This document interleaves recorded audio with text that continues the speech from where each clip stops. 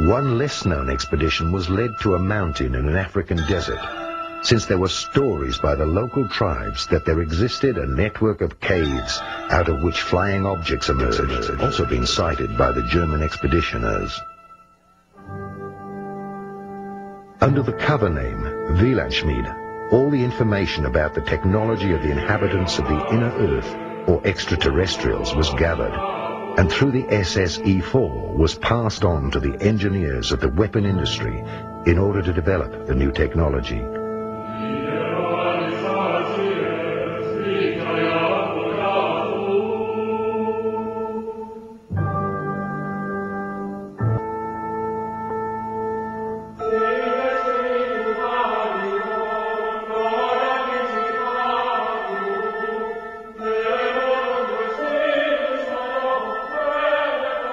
The flying saucers from Agatha were the result of this scientific research.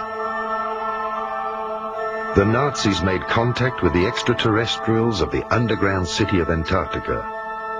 They received technical support and instruction for building flying saucers with levitation drives, similar to those used on Venus.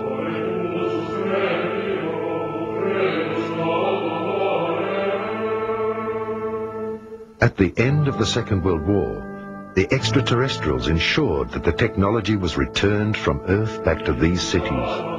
They understood that the Dark Age had not yet reached its peak. The technology was returned by 30 submarines through a large commando action.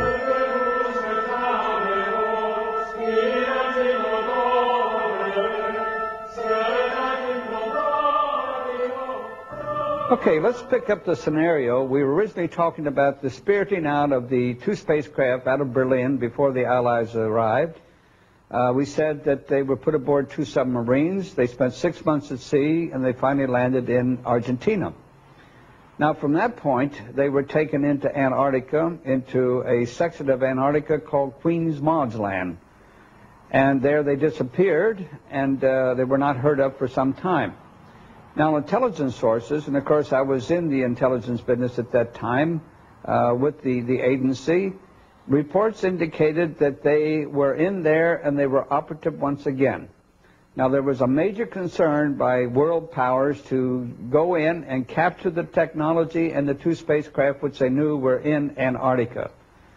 And the intelligence reports indicated that one known as Admiral Byrd was to be recommissioned, and he was to be sent in there to retrieve the two saucers and also the technology and personnel associated with it.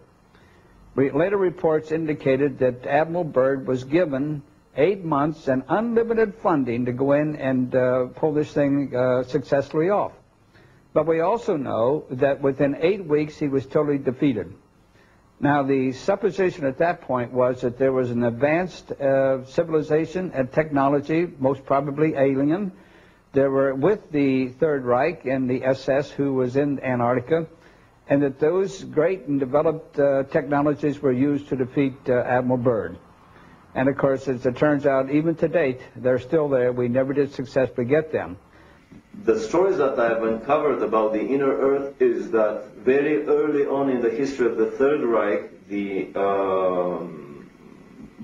Nazi elite, and especially Hitler, were trying to establish contact with the civilization living in the inner Earth, which was considered an Aryan civilization of a lot more advanced nature than their brothers, lost brothers living on the surface of the planet.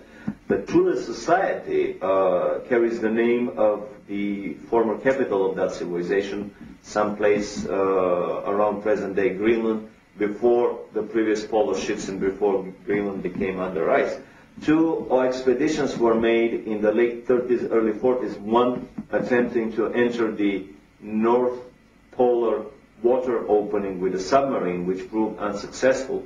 A second attempt was made to enter the land opening on the South Pole with an anti-gravity cigar-shaped device, basically a small prototype probably of the giant Andromeda space station that was developed later on by the SS, and it proved successful.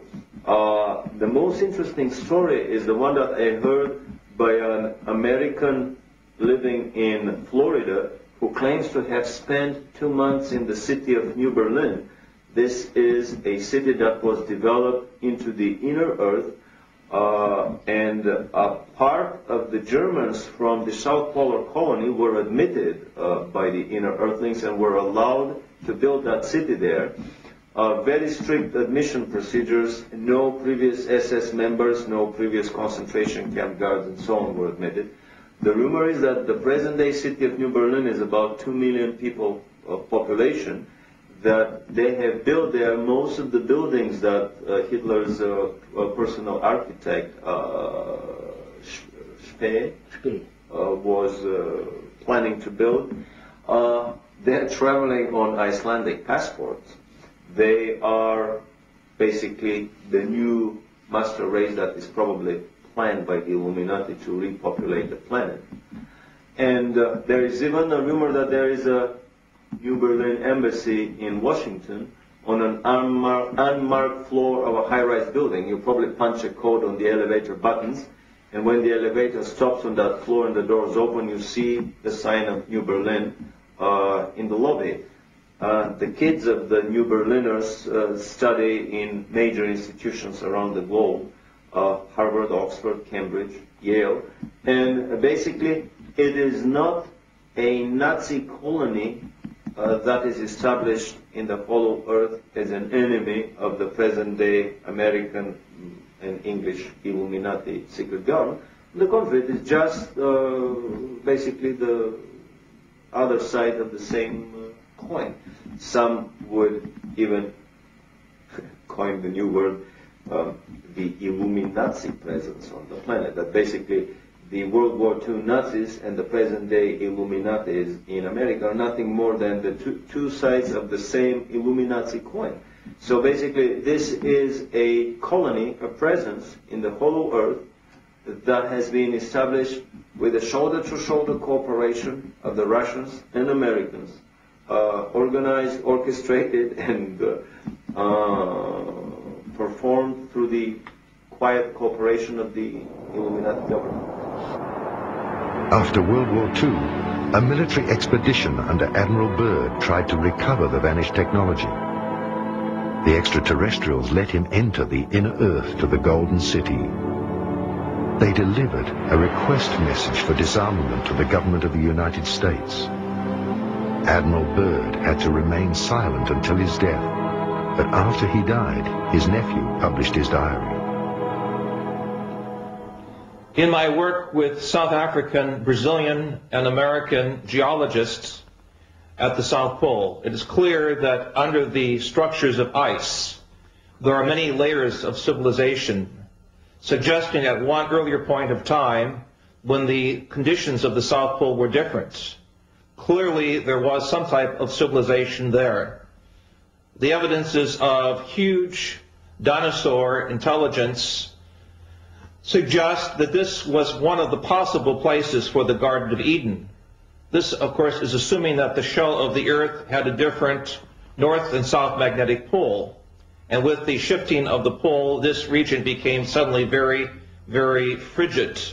And thus, we do not see any evidences on the surface of these so-called earlier conditions of intelligence. However, I believe with the further exploration of the documents that both Admiral Byrd brought to the attention of the world after World War II, and the Brazilian Navy uncovered in 1961 with its subpole expedition, that extraterrestrial intelligence is also operated out of the area of the South Pole. And in that sense, the South Pole is a connecting point with other civilizations, possible extrasolar gardens of paradise. What was it that Admiral Byrd found on the South Pole? Incredibly enough, in an official American Navy documentary film, we found footage of what Admiral Byrd found on the South Pole. He found giant freshwater, never freezing lakes with areas around them that were free of any snow. And in that film, we show footage of the Navy planes landing in these lakes. But even more so, he found, to his amazement, that his planes were disappearing very quickly. A lot of his planes were attacked by anti-gravity devices that were operated by the Germans there, by anti-gravity saucers. A lot of them crashed into invisible barriers and disintegrated in mid-flight. This is an indication that the Germans had already perfected the force field shields, and they were up and operational around the German colony at Neuschwabenland. When he was retreating, basically the whole operation lasted for 1 week. They started at the end of February 47, and by the first week of March, they were through with much earlier than scheduled, and they departed.